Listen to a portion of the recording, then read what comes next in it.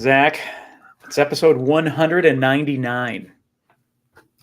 I don't know what I would do without you, Tim. You know what's significant about the number 199? If you hear the number 199, what do you think of first? Let's see if we're on the same page. Well, I think that we're one away from 200, but that just, I'm sure we're not on the same page.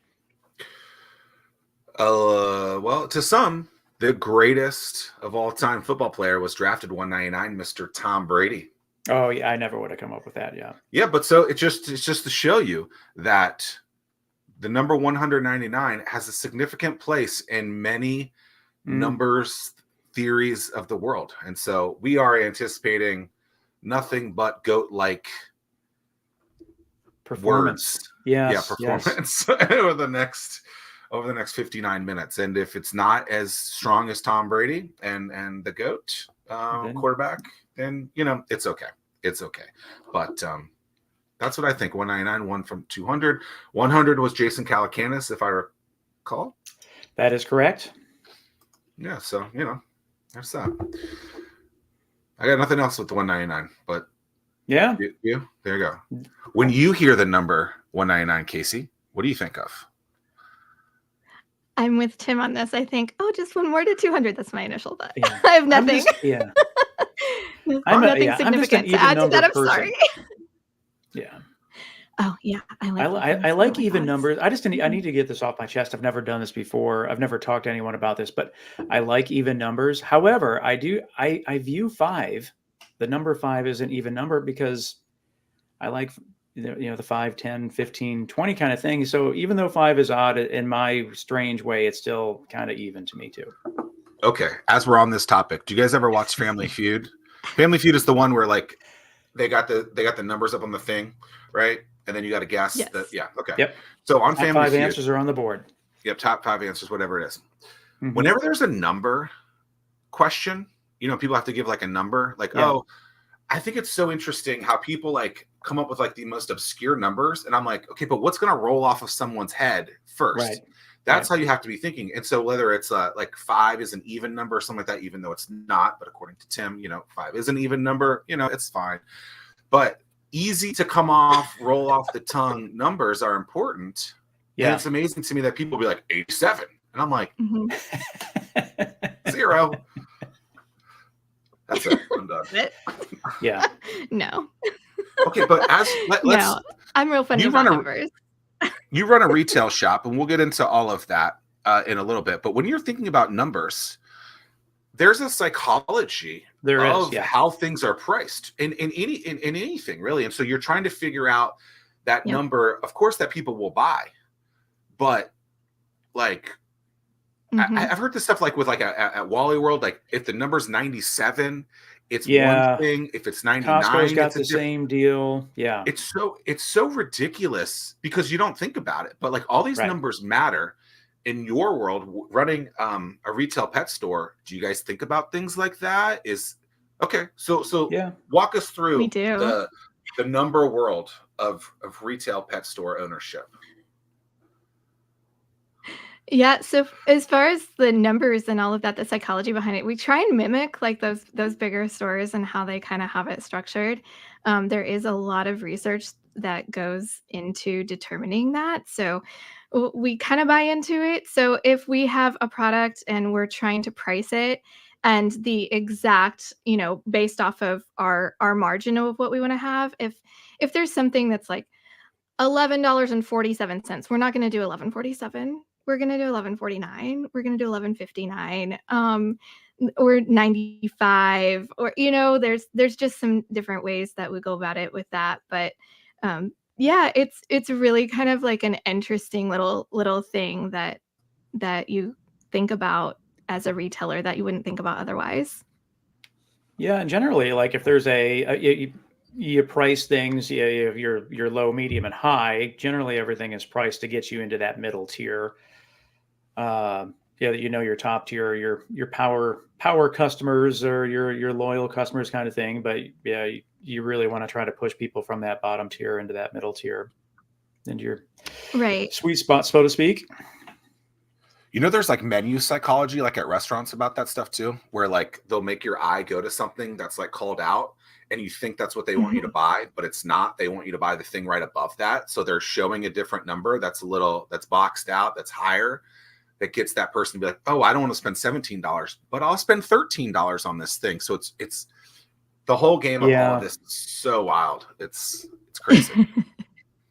It really is. It's fascinating when you dig into it and you start learning all of the research behind it, or you go through like the theory classes of, just like graphic design, like you're saying for a menu.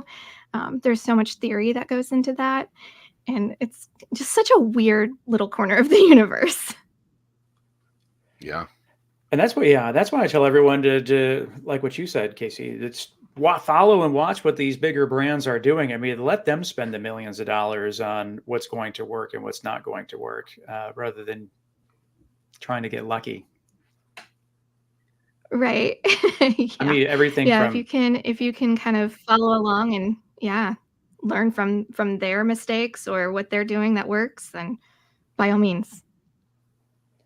let's talk about Pawsnickety. What's the story? I don't really know anything about it. I was on the website earlier, before we went live to do some research, but I'd love to hear more. Sure. So Pawsnickety Pets, we're a holistic pet supply boutique in Ghent.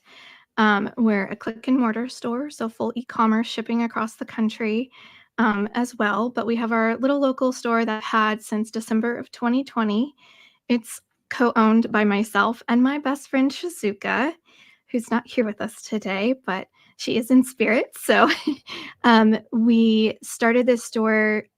We've been friends for well over a decade, and we've talked about many different opportunities.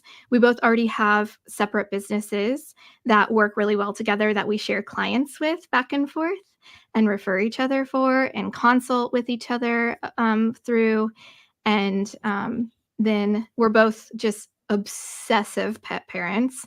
I'm like child free by choice. So my dog and two cats are my whole world, and those are my babies. And Shizuka is a dog mama at heart too. So we came across the opportunity to give this little venture a whirl and see what happens. And here we are. We just hit our 3-year anniversary in December.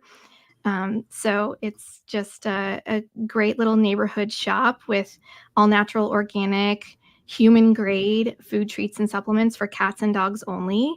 You won't find anything on our shelves that doesn't fall into those categories. We take so much time and effort and research before we bring in a new product or a new product line. And we really pride ourselves on just an excellent customer experience and being really well educated on the things that are on our shelves so we can help people find the right products to help their pets live longer, healthier, happier lives with them. Okay, I got so much to go off of that, but my I first know, right? question, yeah. But my first question has nothing to do with that. But I think this is a good point for me to let people know that growing up, I have eaten a dog treat in my like a little dog treat in my life. Have either of the two of you ever tried a Like dog a treat, little, Tim? Like, No, but yeah, like the dog if I food was thing, going to, I would ensure that I would pick something from the right? Pawsnickety inventory. Right, probably human grade or pretty close. Yeah, yeah.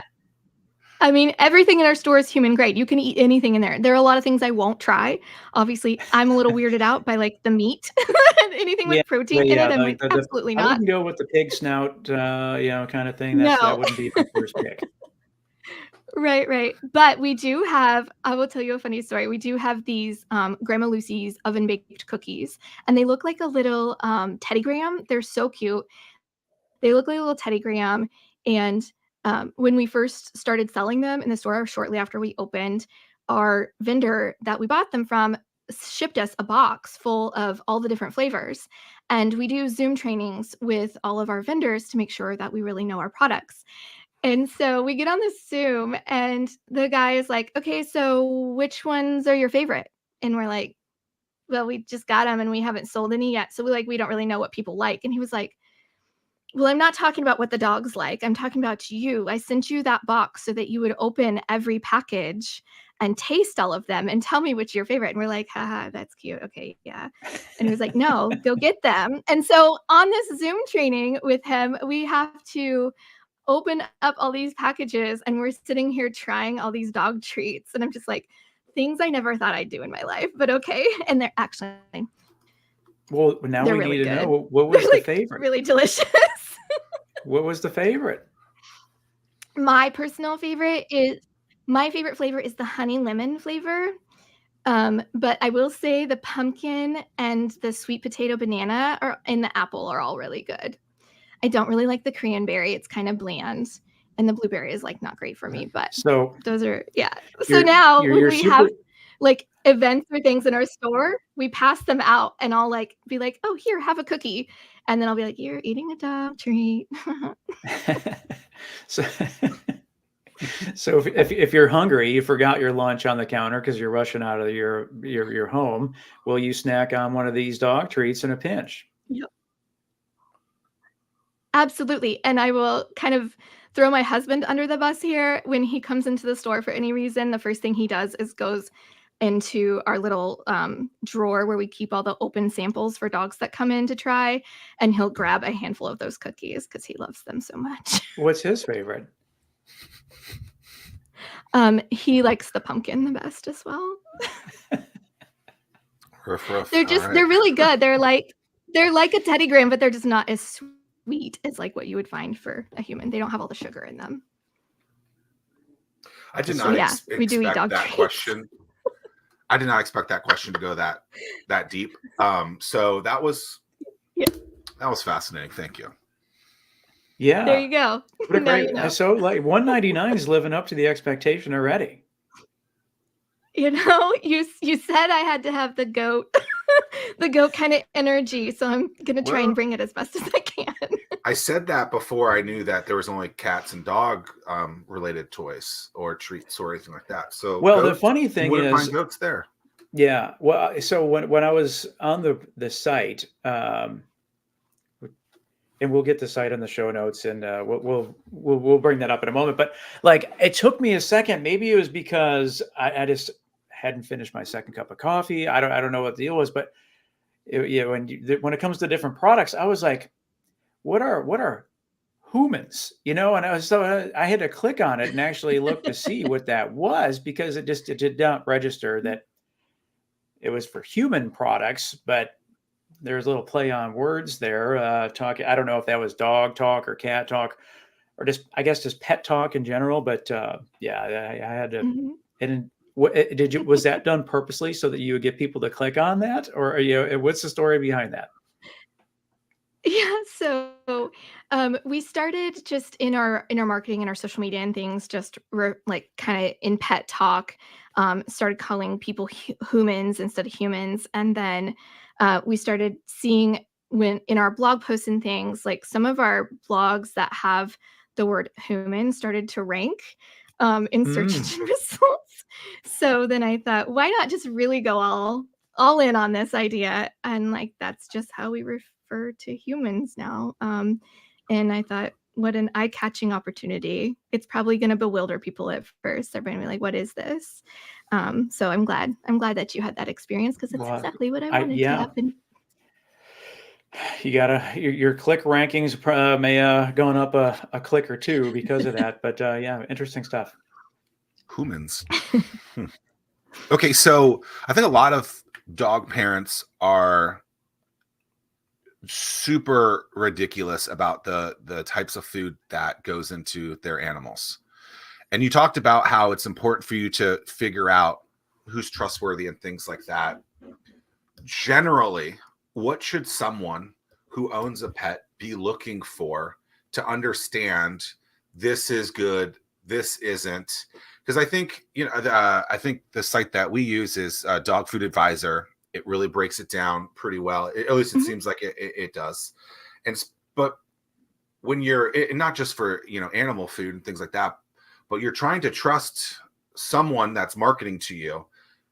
And I think a lot of people don't think that, oh, well, they're really just marketing to you, right? And so they're trying to hit things that will make you make a decision. But at the end of the day, that doesn't necessarily verify that this product is good for whoever you want to consume it.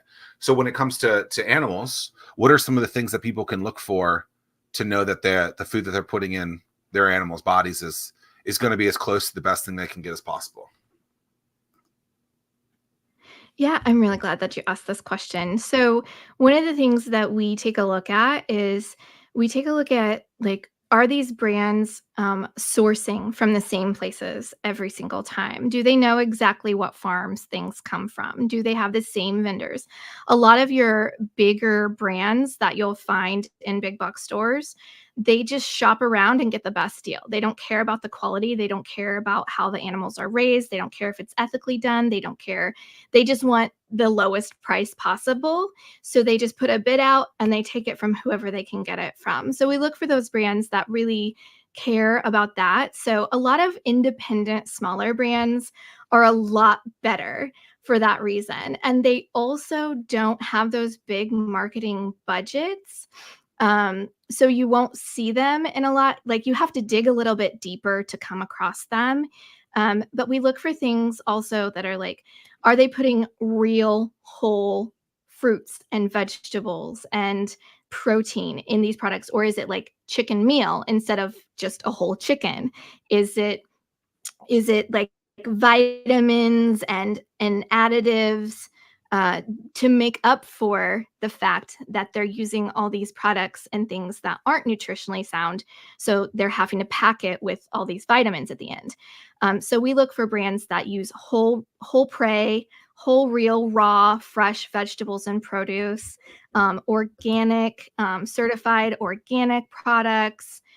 We look for those brands that do the like, they know exactly where things are coming from for sourcing all their ingredients as well.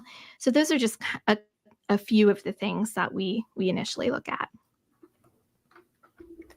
Well, question I have: did you start from scratch, or did you acquire this business when you first got started? What's the origins of the company?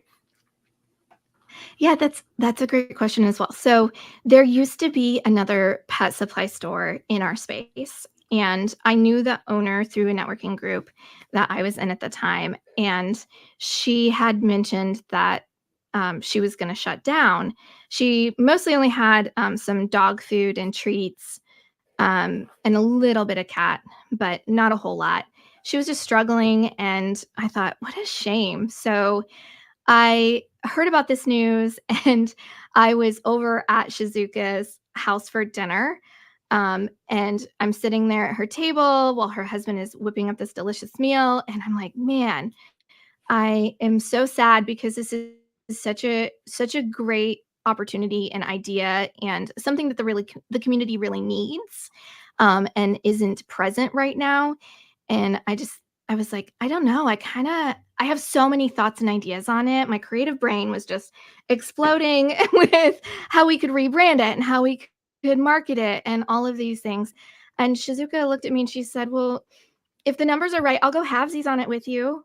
And Mm. so her husband has a background in sales. And so he sat down with me right there and we hammered out an email to the owner and just said, would you ever consider selling? I know you're going through a tough time and you haven't fulfilled your lease and all of these things are kind of falling apart. Like, would you at least entertain the idea of selling off your inventory and subletting to us if the landlord allows us to do so or in any of that? And so we set a meeting with her and then we went back and ran numbers and we did our best case, worst case scenario projections.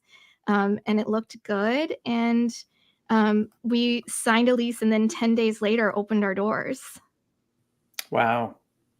Yeah, because it's interesting. And you used the word struggling just now as well. So that's why I was like, wow, like maybe you got a slow start, but generally founders are so proud that they've never struggled at all.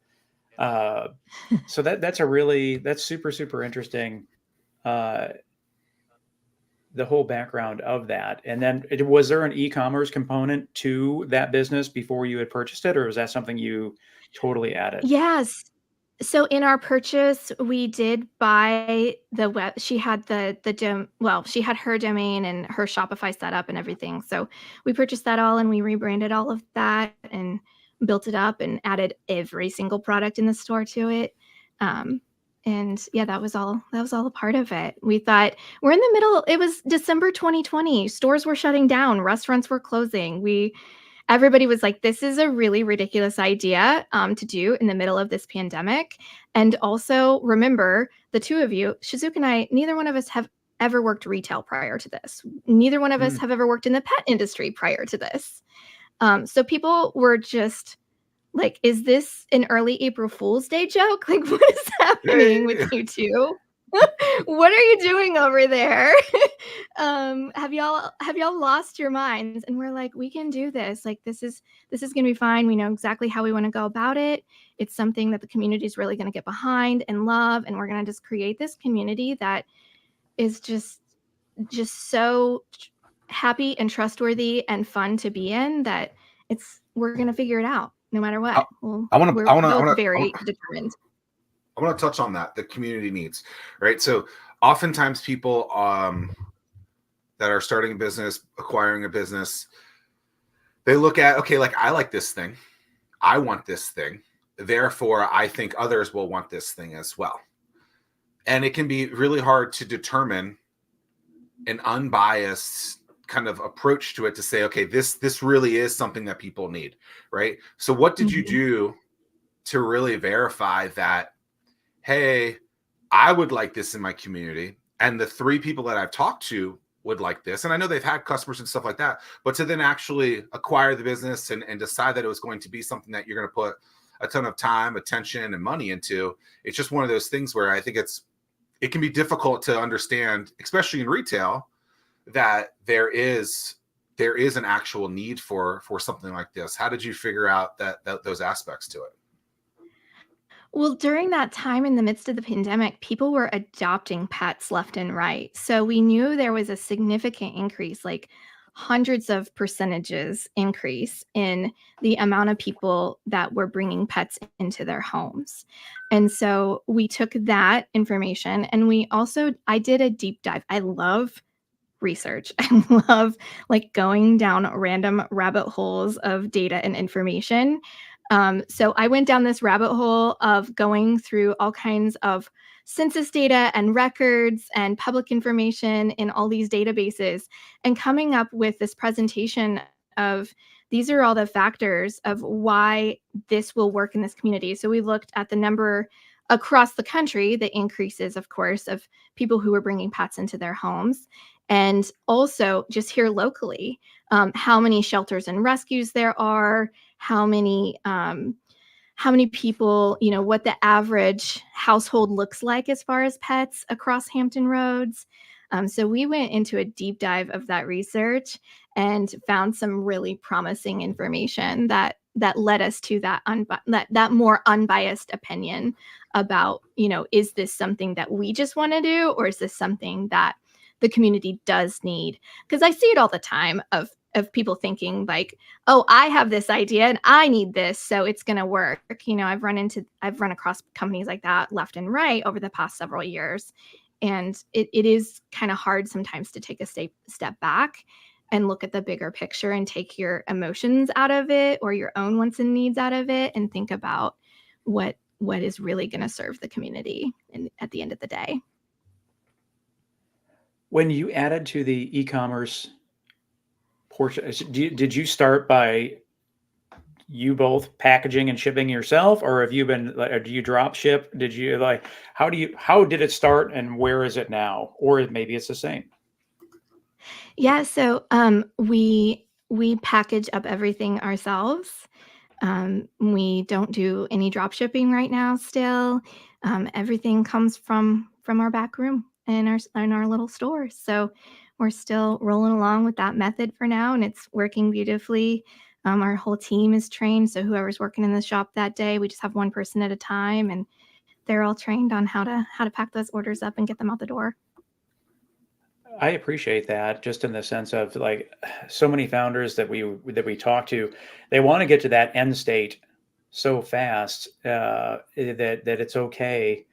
And I'm sure you have the opportunity by not drop shipping, little handwritten note, if you know the pet's Yes. birthday. I mean, whatever the case is, you can add that human touch to build that sense of community. So it gives you the opportunity to do those things, which is cool. Ooh, a Yeah, we handwritten love card. putting a little personal touch on things. Yeah, we write little love notes. We put cute little stickers on it. We, zhuzh up put some paw print tissue paper in there and just try and make it a really boutique experience, no matter how you come across us. As a numbers person, I have to ask before I forget, what's the breakdown of e-commerce to in-store purchase? Do you know the numbers between the two? Yeah, and I'll actually add a third into that if I can. Ooh, So we do have yes, our please. in-store purchases, but we also do a lot of vendor events like the Get Farmers Market and all kinds of pop-ups all over the area. So we kind of separate all three of those out from each other. So our in-store purchases are 70% of our sales. And then our markets are 20%, and then e-commerce is the last 10. Okay, very cool. And has that been pretty steady? Yes. Love Yeah, it. I think when we first opened, we started doing markets immediately, and that was probably a bigger part of it to get the word out, and to really kind of like embrace the community that way. But it very quickly changed to a loyal in-store purchase customer. So you've been best friends for a decade plus, I think you said. Now you guys own a business together. Yes. Yes. Is that word is that best friends word in kind of like quotations now? Are you guys better friends? Like, how has that been? Because a lot of people Yeah. would question working with someone that they're so close with because they don't want to jeopardize Mhm. that relationship. What's the dynamic of where that is now? Yeah, I She's not. think She's we not. both She's not on listening. it. I don't know if she's on the watching the live stream, but she probably is. But yeah, I think that now a lot of people warned us ahead of time, and they were like, "Don't, like so, this is not going to go well." Like, there's so many horror stories of business partnerships, and especially in a dynamic where you have been friends or known each other for so long. But the thing is with Shizuka and myself is that we both are just very candid with each other, and we both just are the type of people that if there's something bothering us or we don't like something, or if we're having some kind of even minor disagreement, which we rarely do, we're usually, like, I would say 98% of the time on the same exact page and thinking the same thing. um, there's just been so very little minute issues along the way. But when there are, we just both are like, hey, I'm going to need a minute, or can we talk about this a little bit more? Or can I try and explain kind of where I'm coming from and my perspective on this thing? And we just like get it out of our systems and move on. I think we kind of, I don't know if this is like a good thing to say, but I feel like in that aspect, I feel like men in general are more that way, where you just kind of like have it out, have your moment, talk it out, and you move on. Whereas typically, like, I feel like a lot of females are like more like, I'm gonna pin this up, I'm gonna hold a grudge, I'm gonna like stew on it. And you don't want either of us, Shizuka or myself, to stew on anything ever. That is a bad road to go down. So we just, yeah, we have more of an appreciation and admiration and closer friendship than we've ever had, because we have grown this beautiful little baby together. And it's there have been ups and downs along the way, but like the highs by far outweigh the lows. They've been so minor in the big picture of things. But I know a lot of people are just like, they will ask us, well, do you still actually like hang out? And yeah, we love spending time together, like not just working. But I'm like, yeah, let's go sit at Farmhouse and have a beer or two and just hang out and not talk shop. Like, And of course, it's going to come up in the conversation at some point because that's what we do. And there's always just some lingering idea or thought nugget that we have to chew on.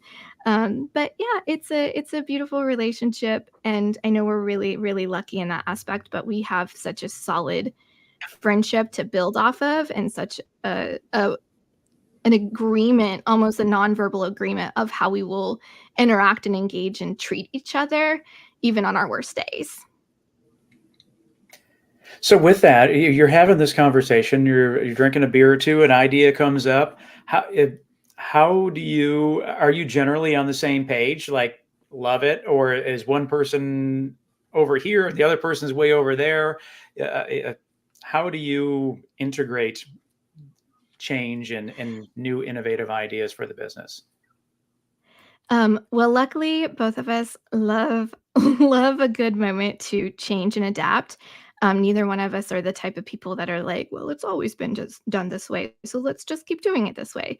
We're always looking to grow. Like we both have that like kind of just need to continually learn and grow and be like cliche but student of life. So we both have that going for us, and so um and we're both super supportive of each other. We both trust. So Shizuka's background is in operations management and mine's in marketing and design. So we both have our pretty clear-cut roles and responsibilities with the company, but we try to stay in our own lanes, but we also respect that the other person is just as smart and competent in general as the other. So if an idea pops up and, what the idea may not be the greatest, the other person will be like, okay, well, I love this part of it and I love that part of it, but I see this issue maybe arising with this aspect. So like, what can we do about that? How can we just adapt it? How can we kind of reformulate things in a way that does make sense across the board? So we're generally very excited to hear each other's ideas, and we pump each other up, and are always looking to support each other in a very respectful manner. So even if ideas suck, we're still just like, you know what? I kind of like this about it at least. So it's like that compliment sandwich or criticism sandwich where Right, you right. like you compliment, you criticize, you compliment, and we try to do that too. You have a marketing background, and historically it's been for helping other businesses. Now that Right. you have, over the last 36 plus months, have your own kind of business that you would have historically helped someone else grow, what did you, like, learning from the past, what did you immediately implement that didn't work, that you thought was like a shoe-in to work, or anything like that maybe worked with another client, but then when you did it on your own, it didn't? Was there any kind of craziness around that? Oh my gosh. That's a really great question. I can't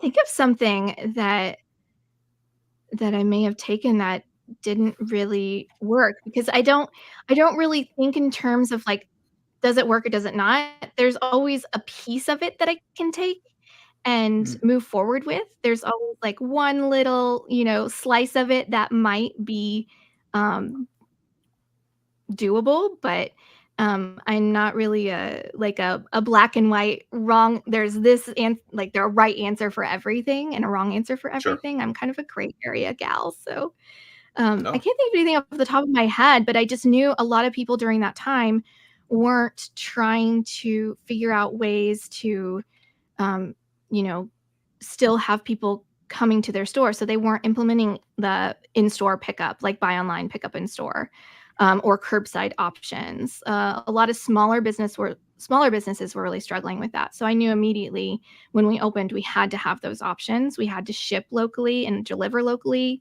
um, because everybody was staying home, and we had to make sure that we were making people feel safe that did come in the store. So um, there were The some best things part of along those lines.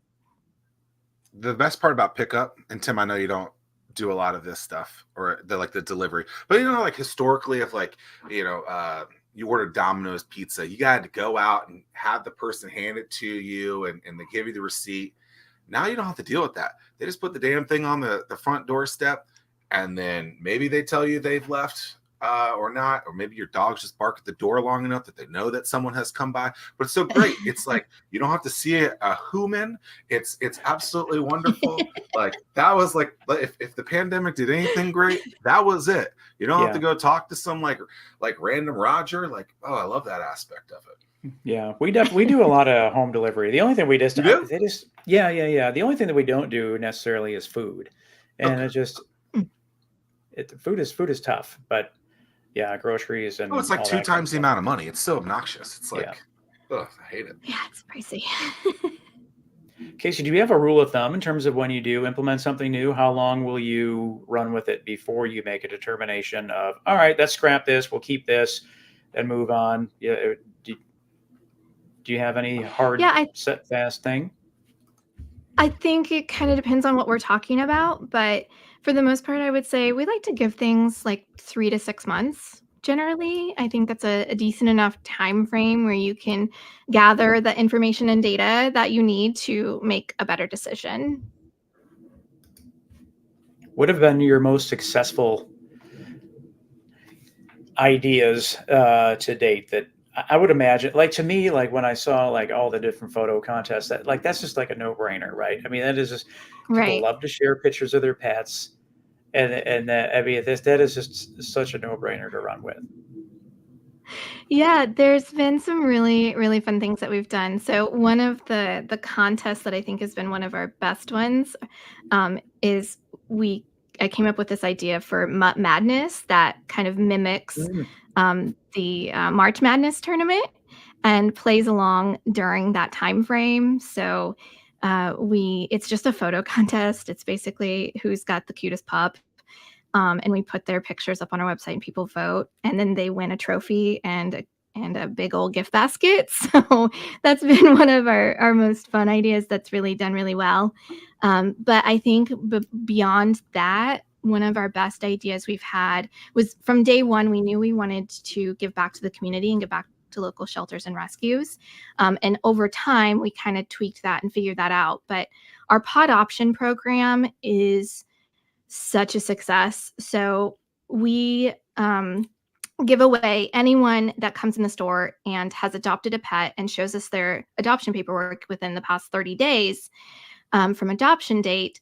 They get a free kit, totally free to them. And it's $120 plus worth of full-sized products like food, treats, supplements, supplies. It is a boatload of stuff for that new pet adopter. And we have like over time adapted that as well so that we have a welcome home wall in our store. We have this big old wall by our register desk and we put their pictures up there. And we've done several hundreds of those and we've given away over $30,000 worth of products through that program and our other charitable programs since we opened our doors a little over 3 years ago. But it's such a good like heartwarming experience for us to be able to help a pet parent that's got a new pet in their home be able to come in and get a bunch of stuff to get them started on the right foot. And then we get to know them and their pets and watch them. And, we really get attached to, to all of that. Well, I was going to say, I would imagine being in Ghent that you probably have your regulars that take their dogs for a walk and pop in, grab a little something, something. Yep. It's funny too, because we're not too far off of one of the trailheads from the Elizabeth River Trail. And so in the warmer months, people are always walking their dogs over our way off that trail back into Ghent. And I've seen dogs pull their humans across the street because they can smell our store and they smell all the yummy snacks we've got for them. It's so funny to see them like pull them up to the door, be like, I need a treat. I just walked 3 miles with you. I deserve a reward. Oh, I'm just thinking. I have 2 dogs. I love them dearly. I don't want another dog right now. Mm-hmm. I can't imagine having to have a third. A lot of work. Like 2 is enough. I have my one black lab. Tim, I haven't even told you this yet. She has a taste for moles, and living where we do, she has The mole whisperer. The mole whisperer. In an aggressive way, yeah. Last week she found her 6th mole since we've had her. Yeah, and does she like smell them and then like dig? No, I think she sees these little gremlins like moving a little bit in the grass because they only go as deep as they need to go. Yeah, and then she like, I've seen her. I have found her with mole in mouth, throwing it literally like this ball. And she thinks it's a toy. She absolutely thinks it's a toy. This last one that was found, it was unable to burrow itself back into the ground. Let's just say that. Oh no! She's a mole killer. Let the world know. Yep, my black lab is a mole killer, and no. As they say, the circle of life. It happens. But it is very circle of life. they're very interesting looking creatures. I don't know if you've ever seen a mole. Yeah, they're not very attractive. I did not say that. How dare you say that about moles? Those are my words. Those are my words. Kind of the face that only a mother could love, but I think they're kind of cute in their weird little way. They are interesting little creatures. But yeah, she's found 6 in 2 years, and hopefully that was the last one because it's yeah. Hey, tell your friends and tell your family that you can't stay here, or you may be next. Exactly. Yeah. This is not the yard for our family reunion. No, and it's quite interesting. I think I don't think there's moles in Norfolk. I just feel like there isn't. Now that we live outside of Norfolk, really? I don't know. I just there was never a mole issue before. I think when you get out more towards I am not the country, a fan. It just irritates when they when your yard's all squishy and when they're burrowing and tunneling and apparently they eat the grubs that are in the soil. And they are a 12-month creature, by the way. They do not hibernate. They're in the winter. Not that we really have winters here. This isn't Buffalo, but they'll just burrow a little lower, is what the internet said. So here's your Mole 101. Yeah. On Fervent 4, episode 199. Yeah. Thanks for the mole education. I had no idea. Yeah. My 2 dogs wouldn't be smart enough to, or they're just too friendly that they would, hey, what's up? They would not do any harm to them. I think Riley would go after that. I don't know. My dog has a little penchant for possums herself. A lot of possums and raccoons in our neighborhood in Norfolk. Yes. And 2 years ago, it was the week of my birthday, and I was like, "Do you think these are presents for me? What is happening right now?" She was catching baby possums, juvenile possums in our backyard, and bringing them to me. And I'm like, "That is not a toy. That is not a present for me. I'm gonna need you to please stop for the love of everything." Yeah. And it was a little concerning for a minute.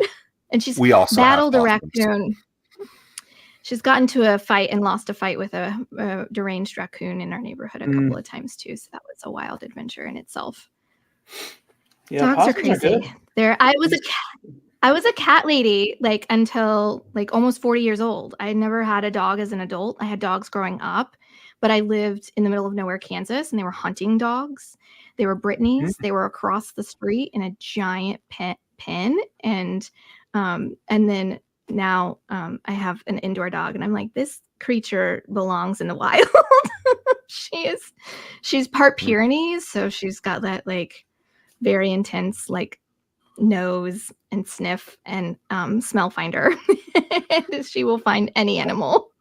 I always think it's interesting when people get dogs and they haven't like looked at like how active they need to be, and like they're like, it literally says walk this dog like 6 miles a day, and the people like don't ever walk them, and I'm just like, this dog like has so much energy, you have to get that out of them. And if you're not going to, like, yes, it's cute, but like it's probably gonna be a tear Right. too. Yeah. Yeah. And like Yeah. Yeah. my wife, our conversation that we have a lot is the rise in popularity of the golden doodle. But what people don't realize, and people get the golden doodle because they don't shed, but that means they need to be Mhm. groomed like every 6 weeks, and those grooming bills can be quite pricey, especially when you have the golden doodle that is like the suburb dog of the. This is so popular now, but it's really pricey. So now that is a lot of these golden doodles are being given up to adoption because the owners can't afford the grooming bills.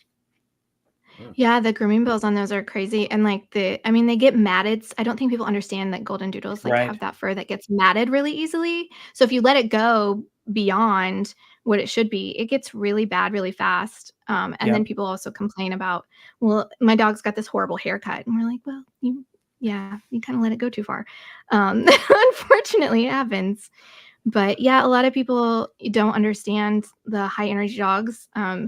Our dog, we adopted her. She was 3 years old when we got her, and I walk her 3 to 5 miles a day. She's very, very active, very high energy. She's calmed down a lot. She had like horrible separation anxiety when we first got her, and we gave her CBD. We like did all of these things, but the CBD and the Mm. walking helps a lot. But I think a lot of people just don't. Yeah, they think about the cute aspect of a pet, but they don't think about like the time and attention that a dog requires. Period. Let alone all the exercise that certain breeds really need. How long have you been in Hampton Roads, and how did you make your way to this area? Oh, it will be 15 years in April. My husband was in the Navy. He just retired a few months ago after 20 years. And yeah, it was just happenstance. His orders changed, and we had 3 weeks' notice that we were moving here, and Wow. came here and loved it. We weren't expecting to, quite honestly. We have a lot of friends in the military that complain about this area a lot and lived here before we got here. And so I was like, "Ugh, Virginia. What? Ew, I don't want to go there. What's there?" And then we came up that weekend. We got that notice that his orders had changed. We drove up and we went to look for apartments down towards the beach. And we're driving up 264, and I'm like, "There are no palm trees. This is not a beach. What is this place?" We were coming from Florida at the time, so I had a very different picture in my head of what it was going to look like and be like here. But it only took a few days for us to live down by the ocean front, and like just we lived like tourists the first like 6 years we lived here, and we were always down at the beach riding our bikes, going to all the free music events and all of that. And So what we were very quickly fell in love with the area. Okay, so what were some of the things that people were discouraging about the area from a negative perspective? Because I feel like I moved here in so at 17 years now. Geez, that's ridiculous to think about. Hmm. I've been here for 17 years now, and people were like, "You're gonna hate it," yada yada yada, and I just went with the flow, and I was like, "Okay." Yeah. Obviously, I've been here for a long time. All three of us have at this point. We're all transplants. I think is the right word. So, what were the things that people were saying from a negativity perspective? And then what were some of the things that made you quickly realize that those people were donkeys and they didn't know what they were talking about? Well, they were saying things like, well, the people are rude. It's really expensive. There's nothing to do. Um, the crime is really bad. But the main source of that information was someone that I had grown up with. And we're from one of the most rural areas in Kansas. And she grew up on a cattle ranch. Like her summer job was baling hay and herding cattle, and then she got stationed in Norfolk and lived in Ocean View. And so after Mm. coming here and exploring the area, I was like, you just chose the wrong neighborhood to live in. Of course you're miserable. Like you went Right. from living 15 miles down a gravel road to being like right on top of your neighbor.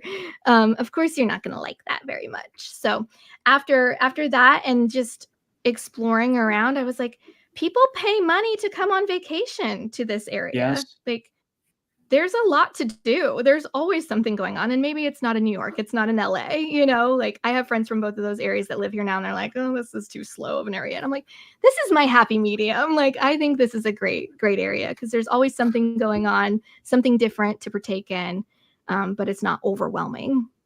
That's Tim's line about the vacation. He loves to use that. People spend their Really? hard money to But come it's here. true. Yeah. No, I'm just saying. Yeah. So when you do have family and friends that come to visit, what are the things that you take them to go see? Well, I always have to take people to my favorite restaurants. I Okay. just love What are I love the those? food scene. Like, Oh, what can't are just those? say Okay, we're gonna really dig in. Yeah. People need to know these Yeah, things. some of my favorites. I love Toast. I love Streets. I love Grandiflora. Um, those are probably like some of my top 3 spots that I will take people to. And that my friends and family that come to visit will request to go back to again and again. Where's So we love them. Grandiflora? Grandiflora is over in West Kent in Chelsea. It's over kind of like over by Smartmouth. Oh, okay. It's an old like Victorian home that's been restored, and it's like a B&B, but they do like charcuterie and wine, and Is their Orpac service still is over there? Yeah. Okay. Interesting. Yeah. Yeah, it's not too far. It's just a few blocks away from Orapax, but and they have this amazing Turkish breakfast on the weekends, like breakfast buffet. But their service is incredible. They know so much about their wines and things that they bring in there. And it's just a really cool, eclectic, like it's a vibe. It's a vibe in there for sure. Well, you got Chelsea Bakery in there too. And I think when people think about pizza in this area, people never bring up that place. And then you mention Chelsea Bakery Pizza and they're like, oh yeah. It's so weird how like they're like that might be like one of the top 3 pizza places in the area, but people never think of it first. But then when they hear about it, they're like, oh yeah, I forgot to mention that. I guess because pizza isn't in their name. I don't know. They sell out quick of their stuff for sure. Yeah. They do. Yeah, so we check out restaurants, we go to like museums. I always like to take people to the Chrysler or to Mocha, and events. Some of my friends have come in for like Wine Fest at Town Point Park, or like different beer festivals and things like that. So Zach and I have been to Wine Fest a time or two. I don't drink wine. No? Only once a year. Oh, I love wine. I have not had wine since I went to Wine Fest last, which we have not gone in a few years because there's always been something in the way. And actually, I feel good about that. I think we need to find a new thing because wine and Zach Miller don't mix. Let's just say I think they mix beautifully. Oh yeah, we have very different opinions on this. That's interesting. Tim doesn't drink wine, but that one day a year. I mean, when was the last time you had wine? Was it then? Yeah, probably Wine Fest. Yeah, I may have a sip from Terry's glass of wine, but yeah. Okay, so like we went on a cruise about a year ago, and they let you bring on a bottle of wine with every person with every human that goes on board, and this is ridiculous. Like, I love that you keep using it. I'm interested in what the AI tool actually writes the transcript as human. If they actually write human or human, how that goes. But anyway, I'll have to pay attention to that. So you can bring a bottle of wine on the cruise. Didn't even open the damn thing. Didn't open it. Megan didn't open hers. Like, nope, just didn't do it. My gosh. Just not a wine family. Not wine. No. Not wine people. Well, I think it's because I buy really cheap wine. Well, at the Wine Fest anyway, Horton Norton, wasn't that your go-to? Yep, if it's there. And what's your? I don't know. I'm a very like simple kind of guy when it comes to alcohol. Like I know what I want, and I know what I do, and I don't know what I can't have. I know what I can't have because I don't want to feel that way the next day. So I'm just a strict lane beer kind of guy. Gotcha. It doesn't get better with age, Zach. I'm just telling you. Yes, it does. Your palate might, but recovery does not speed up. No, it doesn't. Absolutely not. Yeah, so those are some of the things I like to take people to do. We always have to go on base and show them. Everybody wants to see the ships. And when my husband was active duty, he worked on helicopters. So we always got to go into the helicopter squadrons and let people crawl around in them and check them out. So they always like that as well. That's cool. A friend of the show, Gary Locke, was a helicopter pilot. And I know Gary. You do? Okay.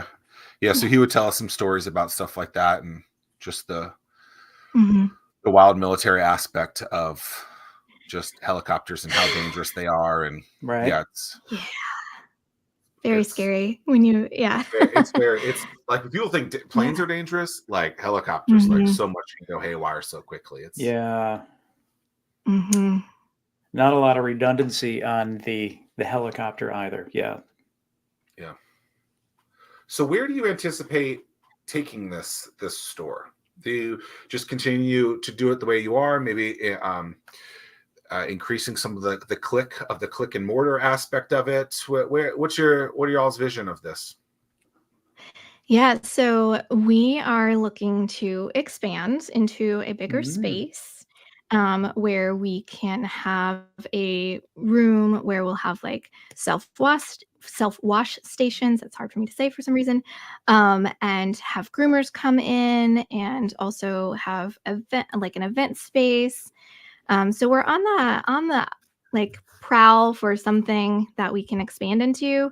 We also have dreams of, in the next handful of years, expanding across the area and having multiple locations. But we are bootstrapping this baby. We made our initial teeny tiny baby investment. We haven't put any more money back into it besides what we've earned so far. So we're going the slow and steady route with it, but we do have pretty audacious goals for where we want to be in the next 5 to 10 years. Nothing wrong with that. I would imagine that's got to be really tough, though. You want to keep your core customers, so you probably just have to wait for the right opportunity to present itself because you just can't get up and move across town. I mean, that would be like starting from zero. No. I would imagine. Yeah, exactly. Yeah, we've grown such a loyal customer base where we're at. And so, we don't want to have to start all over again. If we move a few blocks, in a different direction, that's like a little more walkable, a little bit more foot traffic, that would be pretty ideal. But I think Ghent we'll keep our flagship in Ghent forever. It's such a great community. And we love being a part of it. It's crazy how even just moving a little bit can affect things. I remember Empire downtown. Tim, I don't know if you had ever been there, but it's where Luce is. And it was always packed every single night that they were open. Then they moved literally 3 doors down. And it's like they met their kryptonite. And it's like everything changed. Dude, come on. Tell me that was amazing. Go there, Zach? Tell me that was amazing how I just did that. Come on. That was really good. And now are you their Superman? I'm not. No. But no, it went from like a 30-seat shop to maybe 100 seats, and it never was packed. And they had to close within a few months. And it was absolutely terrible for them. So it's interesting how it was so popular on the corner. They moved to a bigger spot because it makes sense. And that expansion absolutely killed the business. And that was a fun place. Always a good time, and unfortunate to see the demise of that. But it's crazy how just a couple doors down can really can screw with the business. Yeah, that's a good cautionary tale. That's a little scary, but but yeah, it's wild how just and it was on something the like that will make it.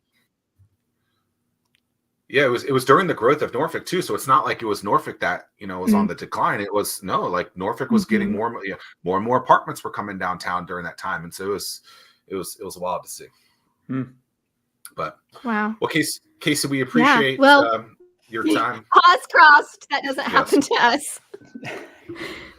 Pause crossed. Yes. We appreciate you spending some time with these 2 crazy humans, and best of luck and success in the future. Yeah, thanks, Thank KayCee. you so much for Appreciate having you. me.